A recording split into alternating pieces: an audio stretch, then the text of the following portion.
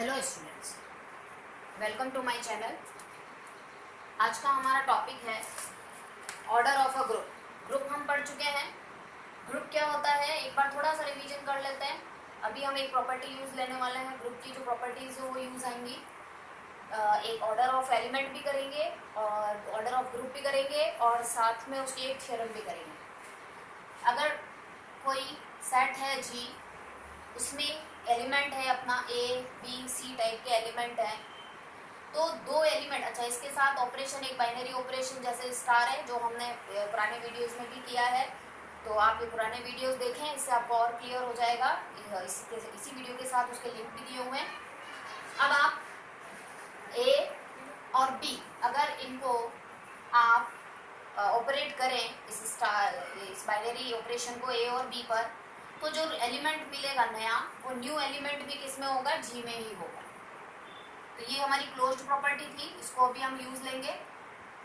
Secondly, identity element होना चाहिए। Identity element क्या था कि अगर आप किसी एलिमेंट को आइडेंटिटी एलिमेंट से मल्टीप्लाई करें या ई स्टार ए करें तो आपको रिजल्ट फिर से क्या मिलना चाहिए, वही एलिमेंट मिलना चाहिए। तब हम कहेंगे कि ये जो ई है वो हमारा क्या है, आइडेंटिटी एलिमेंट है।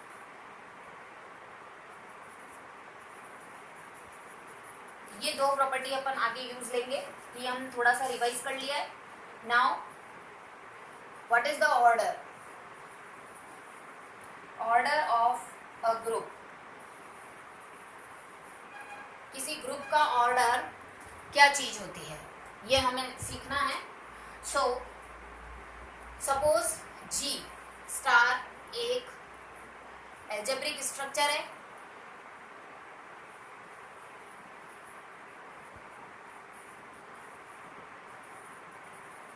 ये अगर फोर प्रॉपर्टीज जो हमारी ग्रुप की डिफाइन है, दो तो मैंने यहाँ लिखी है और दो प्रॉपर्टीज और एसोसिएटिविटी और एग्जिस्टेंस ऑफ आइडेंटिटी, ये दो प्रॉपर्टी अगर सेटिस्फाई करता है तो ये क्या बन जाता है, ग्रुप बन जाता है।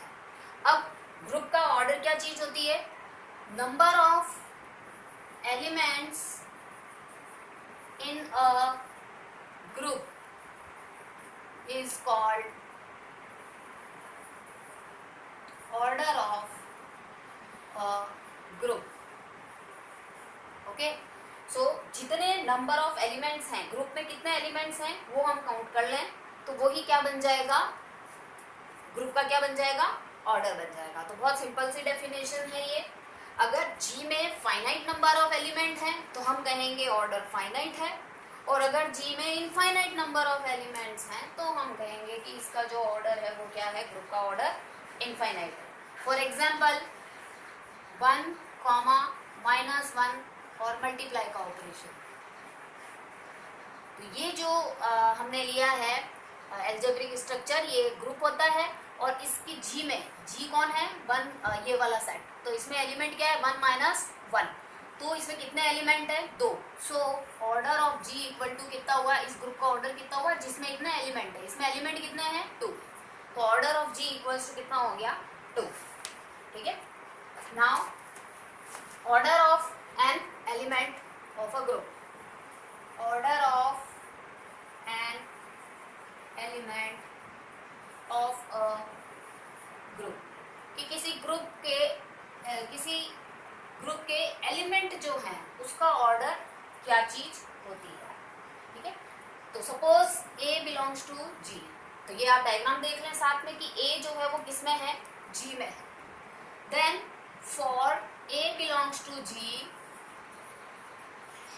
if there exist, अगर क्या एग्जिस्ट करता हो, N belongs to natural number N, natural number N लिया है, नेचुरल नहीं, अपन इसको Z ले सकते हैं, पॉजिटिव इंटीजर्स।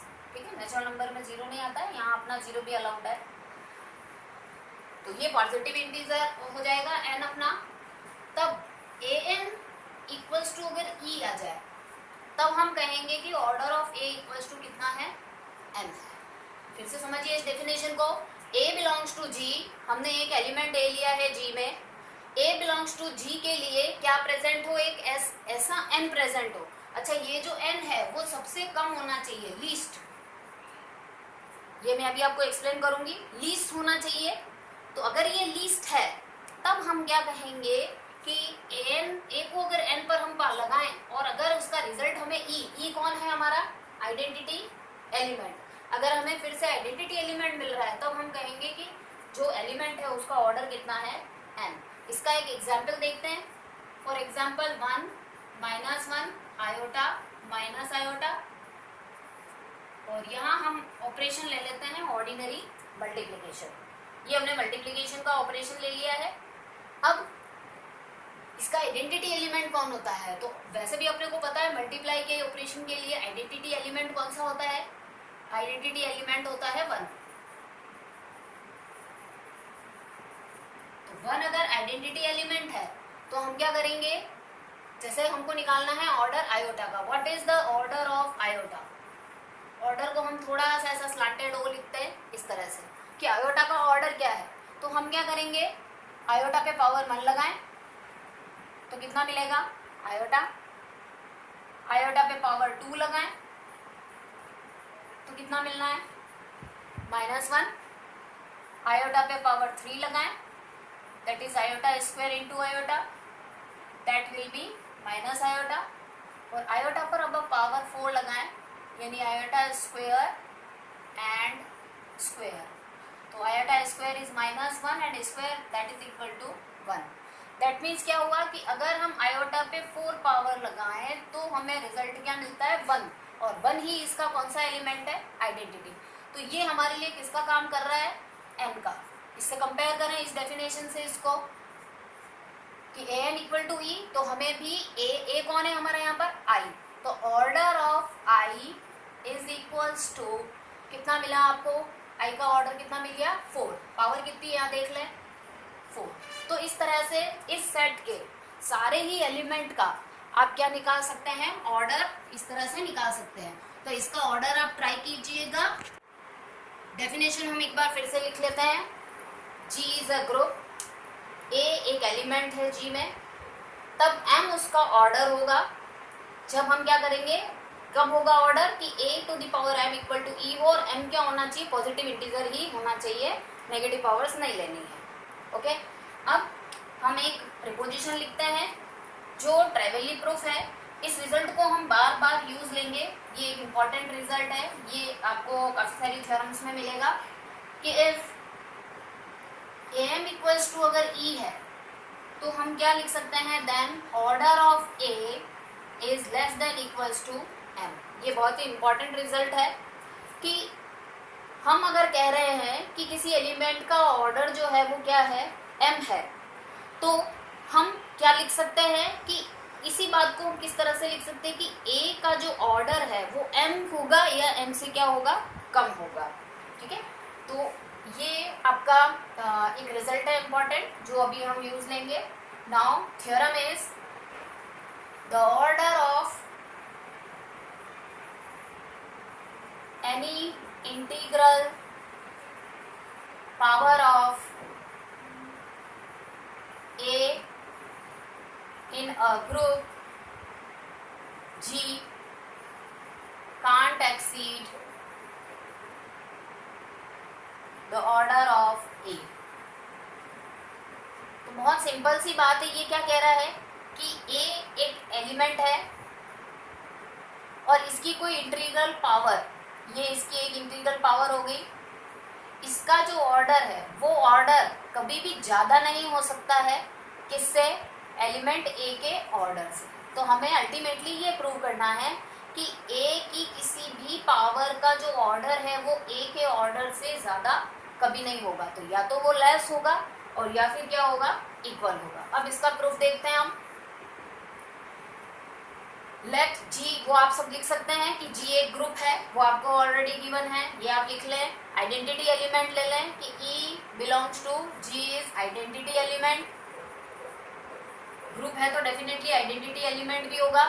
एक आप A बिलोंग्स टू क्या ले लें, G ले लें, और ऑर्डर ऑफ A आप क्या है, order of A equal to कितना है n, यानी कि AN इक्वल्स टू कितना हो गया आपके पास E हो गया।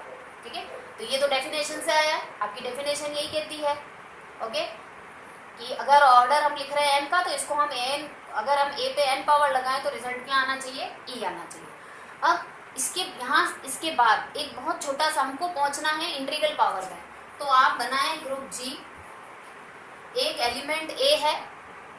अब क्लोज प्रॉपर्टी याद कीजिए क्या थी कि अगर हम ए स्टार बी करें तो ये भी वापस किस में आना चाहिए, जी में। तो सिमिलरली अगर आप ए का ऑपरेशन ए के साथ करेंगे तो ये जो नया एलिमेंट मिलेगा जी ग्रुप है, इसलिए ये नया एलिमेंट भी किस में होगा, जी में ही होगा।